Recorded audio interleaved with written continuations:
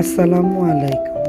আপনাদের সকলকে আমার সালাম ও ঈদ মোবারক। আজকে আমি গরু মাংসের কোরমা রান্না করছি। এই গরু মাংসের কোরমা এক এক জেলায় এক একভাবে রান্না করা হয়।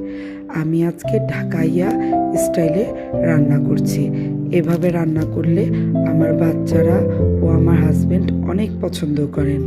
আপনারা যদি আমার মতো করে রান্না করতে চান তাহলে ডিসক্রিপশন বক্সে সব উপকরণ দেওয়া আছে, সেখান থেকে আপনারা দেখে নিতে পারেন।